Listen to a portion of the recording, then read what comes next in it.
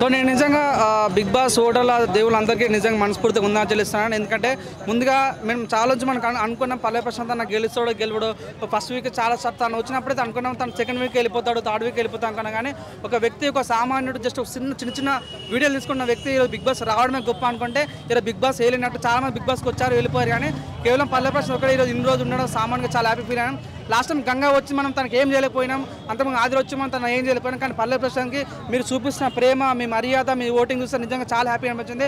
నిజంగా ఈ పల్లె ప్రశాంత్ అన్న నిజంగా ఈ కప్పు రేపు నేను ఈరోజు తీసుకొచ్చా అంటే 100% రేపు మీరు చూడండి 100% పల్లె ప్రశాంత్ అన్న ఈ కప్పుతో బయటకు వస్తాడు. అన్నపూర్ణ స్టూడియో నుంచి పల్లె ప్రశాంత్ కప్పు తీసుకొని వస్తాడు. రేపు జరగబోయే విజయోత్సవ ర్యాలీలో ఇసుకు కూడా మొత్తం షేక్ కాబోతుంది. ఒకటే ఒక నినాదం, జై జవాన్ జై కిసాన్ అన్న ఒక నినాదం వినబడుతుంది. దయచేసి ప్రజా మీరు వేసిన ఓట్లు ఎక్కడ వృధా కావు, మీరు నమ్మిన మీ నమ్మకాన్ని వృధా కాదు, మీరు వేసిన ప్రతి సెకండ్ కూడా చాలా థ్యాంక్ యూ సో మచ్. ఒక కామాండ్ని గెలిపేయాలన్నా మీకు చాలా మంచితనం మీలో మాకు చాలా కనిపించింది.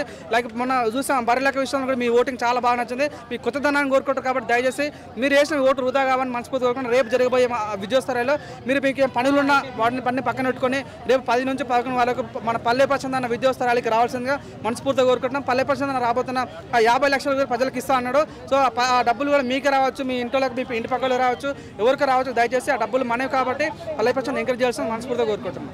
పల్లె ప్రశాంత్ విన్ అవుతారంటారా? విన్ అవుతారని నేను కప్పు తెచ్చిన.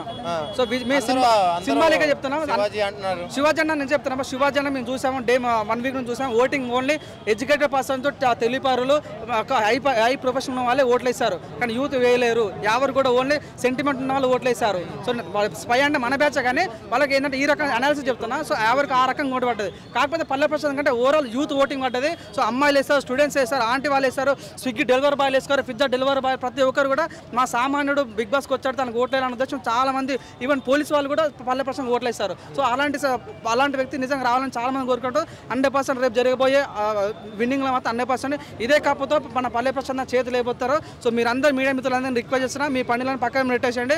రేపు జరగబోయే విజయోత్సవాలకి యూస్ కూడా మీ అందరూ రావాల్సింది మనస్ఫూర్తిగా కోరుతున్నాను. మా సత్యం 24 ఫ్రేమ్స్ ఛానల్ని సబ్స్క్రైబ్ చేసుకుని బెల్ ఐకాన్ని యాక్టివేట్ చేసి లైక్ చేయగలరు, షేర్ చేయగలరు.